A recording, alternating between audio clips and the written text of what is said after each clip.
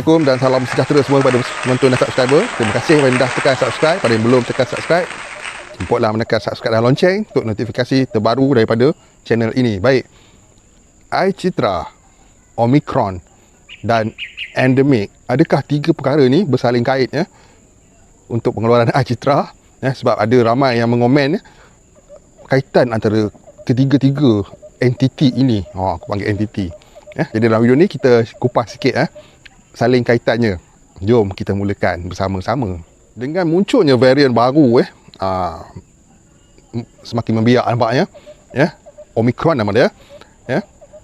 Adakah berpeluang untuk pencarum menerima tambahan iCitra ya?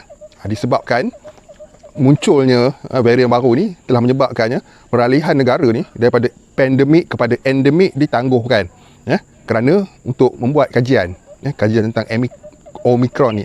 Decepticon keluar Omicron ni ya. Jadi bolehkah berlaku sedemikian rupa? Okey, aku nak baca sikit teks ya yang mungkin kita boleh gunakan bersama ya. Okey, pada 30 November kerajaan memutuskan untuk memperhalusi semula langkah bagi mengumumkan fasa peralihan ke endemik sehingga mendapat maklumat lanjut berhubung varian baru COVID-19 iaitu yang tak lain dan tak bukan Omicron. Okey, itu kenyataan yang dikeluarkan oleh pihak kerajaan ya, menangguhkan. Okey, jadi kita nak masuk endemik ya, ditangguhkan kerana Omicron ya. Dan secara tak langsung Omicron ni menyebabkan semakin galak kempen untuk dos menggalak ni. Okey, jadi bagaimana pula? Apakah kaitannya dengan iCitra tambahan ya? Adakah dia akan memberi kesan kepada iCitra tambahan yang dituntut oleh rakyat ya? Dalam kata lainnya, pencarum. Adakah memberi kesan? Biar aku terangkan dengan jelas sikit ya, apa itu pandemik atau apa itu endemik. Pandemik ni ialah satu ya, wabak besar-besaran ya, yang melanda seluruh dunia. Itu namanya, singkatan dia pandemik. Jadi akibat pandemik ni banyak sektor-sektor ditutup ya, dan baru nak ya, apa yang dilakukan oleh kerajaan fasa 4 ni untuk membuka semula ya.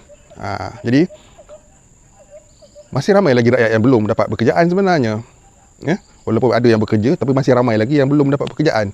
Yang mana yang pernah dibuang kerja, masih ramai lagi mengagau-ngagau untuk mencari kerja ya. Jadi pentingnya untuk peralihan endemik ni.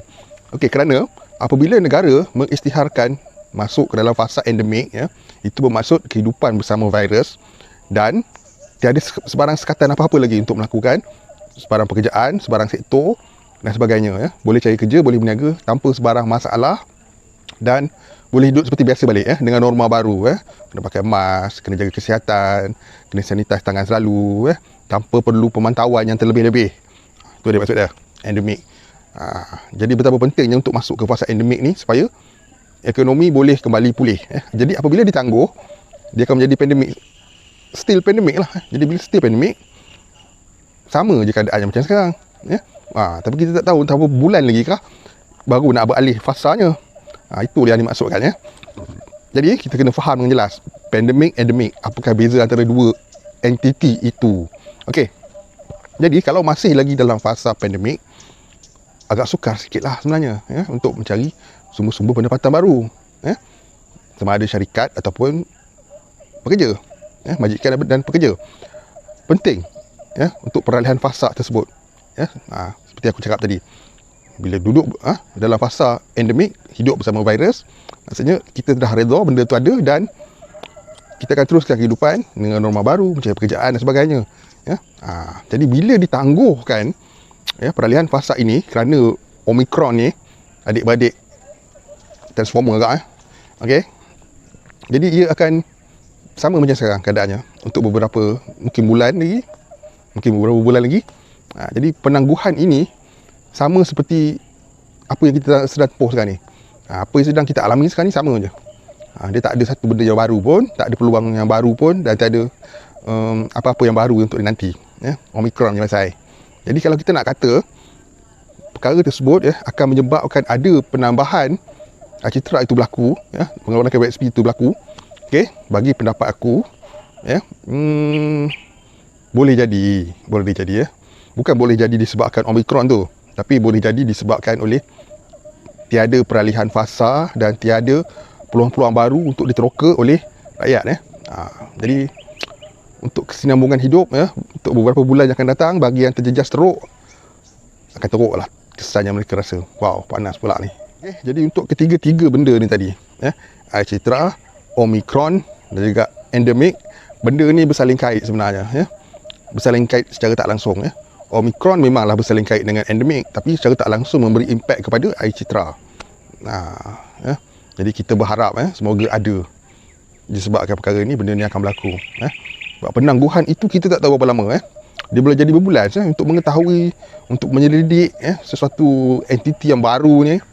Omicron ni memerlukan masa.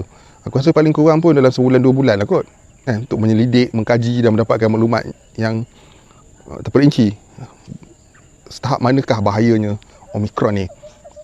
Dan sekiranya Omicron ni memang dah ada kat Malaysia dah ada kes merebak di dalam negara kita ni, dia akan menjadi satu benda yang berat lah. Dan endemik itu mungkin tidak akan berlaku sekiranya varian baru ni diternak dengan bagusnya. Tak mustahil, tapi tak dijauhkan lah. PKP dia adakan semula lah kalau benda ni merebak teruk. Tapi kita mohon jangan benda tu berlaku, janganlah sampai Omicron mengganas pula. Yang pentingnya sekarang ni ketiga-tiga entiti ini perlu disaling kaitkan. Sebab ada yang komen cakap berkemungkinan besar ada disebabkan oleh penangguhan pasar yang disebabkan oleh Omicron ni. Okay, baik, itu saja untuk kali ni. Sebab ramai yang komen apakah kaitannya, boleh ke berlaku disebabkan oleh penangguhan. So aku jelaskan. Penangguhan fasa itu mungkin boleh membawa kepada tambahan pengeluaran. Okay, tapi tambahan pengeluaran tu, apa yang aku dengar cerita, banyak diperkatakan ia bakal mempunyai syarat. Syarat-syarat yang mana hanya yang betul-betul memerlukan sahaja yang dibenarkan. Apa-apa kita tunggu yang perkembangan terkini tentang hal itu. Sebab dalam video ni bukan nak cuit pasal itu pun, cuba aku cuit sikit je. Okay, kita harap pengeluaran tu biarlah tak ada bersyarat. Kalau ada, kalau tak ada bersyarat lagi bagus. Jadi itulah adanya kaitan antara tiga entiti tersebut. Sekian, Assalamualaikum, salam sejahtera, salam hujung minggu semua. See you guys in my next video, my next update. Okay, besok kita rehat-rehat. Assalamualaikum, salam sejahtera, bye bye.